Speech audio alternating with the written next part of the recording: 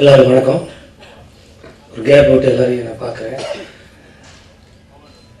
எப்படிட்டா sir சொன்னாங்க, actually இது வந்து மாசாணியோட ப்ரெஸ் மீட்டு, இருந்தாலும் அதில் வந்து சின்ன டைவெர்ட் பண்ணி ஒரு சின்ன எபிசோடு கேப் விட்டு நடுவில் ப்ரொடக்ஷன் டைரக்ஷன்லாம் கொஞ்சம் பண்ணியிருந்தேன்.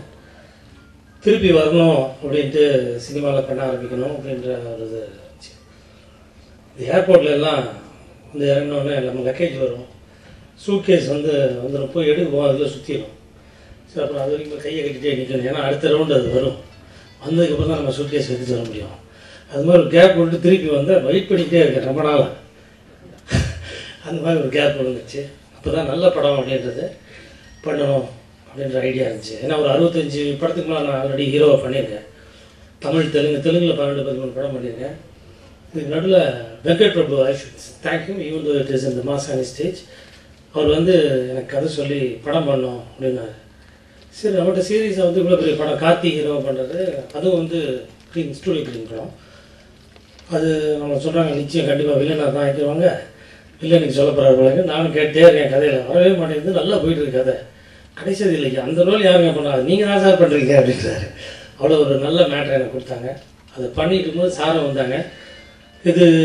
இதில் எல்லாமே வந்து ஒரு சின்ன விஷயம் என்னன்னா, ப்ரொடியூசர் வந்து சில ஸ்பிரிச்சுவல் ஓரியன்ட் பர்சன். இவர் என்ன நினைக்கிறாரோ அது மட்டுமே நடக்குது. இதில் நான் திட்டம் போட்டது அந்த படத்தில் வந்துடணும் நம்ம பெரிய படமாக பெருசாங்க.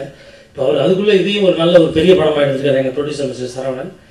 ஸோ இது வழியாக இப்போ நான் வரணுன்ற ஒரு சூழ்நிலை. அது அந்த ஒரு there is a divine power over that decides. நான் பண்ணல, இதை நான் திட்டம் போட்டது அது என்ன. ஆனால் எங்கள் ப்ரொடியூசரும் அம்மாவும் வேறு திட்டம் போட்டு என்னை இந்த ஸ்டேஜில் முதல்ல வந்து உங்களை எல்லாம் சந்திக்கிற வாய்ப்பை க்ரியேட் பண்ணி கொடுத்துருக்குறாங்க. இது வந்து இது வந்து ஒரு நல்ல படமாக பண்ணியிருக்காங்க சார். நான் நிறைய ப்ரொடியூசரை பார்த்த ஒரு அனுபவத்தில் வந்து எனக்கு தெரியும். எப்படின்னா, ஒன்று சொல்லுவாங்க, அவர் நிறையா காம்ப்ரமைஸ் ஆகிடும் இந்த படம் எடுக்க போகும்போது.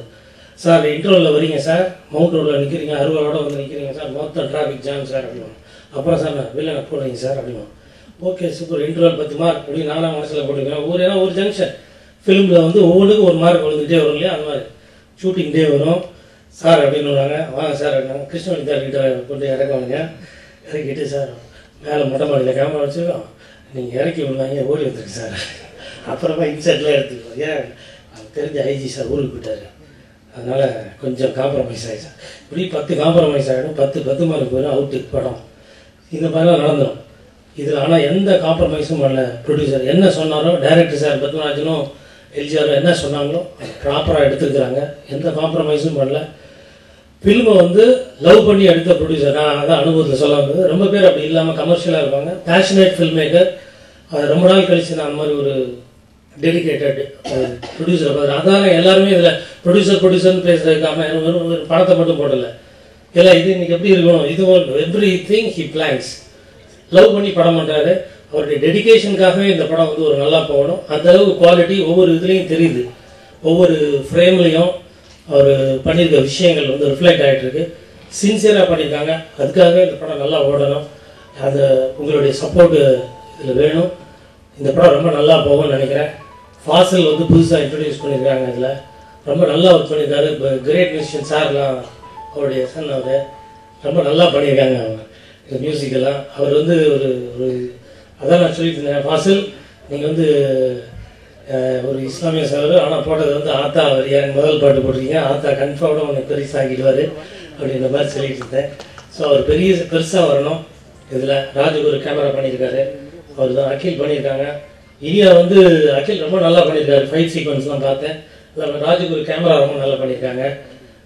இனியா வந்து மலையாளத்துலேருந்து வந்துட்டு தமிழ் என்னோட நல்லா பேசுகிறாங்க ஸ்பாட்டில். ஏன்னா முதல் நாளே டைலாக்லாம் வாங்கி வச்சுட்டு கரெக்டாக ஆட்டிக்கிறது அது ஆச்சரியமாக போயிடுச்சு. ஏன்னா கிராமத்து பாஷையில் நிறைய பாடல்கள்லாம் பாட வேண்டிய கேரக்டர் அது ரொம்ப நல்லா பண்ணியிருக்கிறாங்க. ஸோ எல்லாரும் அவங்களுடைய ரோலை ரொம்ப டெடிக்கேட்டடாகவும் சின்சியராகவும் பண்ணியிருக்கிறாங்க. அது இந்த நம்ம ப்ரொடியூசர் சார்ன்ற அச்சில் அது ரொம்ப நல்லா ஒழுங்காக இதாகிடுச்சு. அதனால தான் திரும்ப அவரை பற்றி நிறையா சொல்ல வேண்டியதாகிடுச்சு. அவர் வந்து பார்த்தீங்கன்னா ஷூட்டிங்கில் வந்து நான்வெஜ் சாப்பிட மாட்டார், தாடி வந்துக்குவார். உண்மையிலே அவ்வளோ டெடிக்கேட்டட். அந்த அளவுக்கு சின்சியராக இருந்தேன்னா படம் நல்லா வரணும், சின்சியராக இருக்கணும் அப்படின்றது ரொம்ப ஒரு ஸ்பிரிச்சுவலாகவே இதை வந்து ஒரு என்ன சொல்லணும், அதை ஃபாலோ பண்ணியிருக்காரு இதில். அதனாலே இந்த படம் வந்து நல்லா வரும், நல்லா வந்திருக்கு. உங்களுடைய சப்போர்ட்டோட பெரிய சக்ஸஸ் ஆகும்னு நினைக்கிறேன். உங்கள் எல்லாரையும் ரொம்ப நாள் கழித்து சந்திச்சதில் எனக்கு ரொம்ப சந்தோஷம். உங்களுடைய சப்போர்ட் எனக்கு இருக்குன்னு நான் நம்புகிறேன். Thank you so much.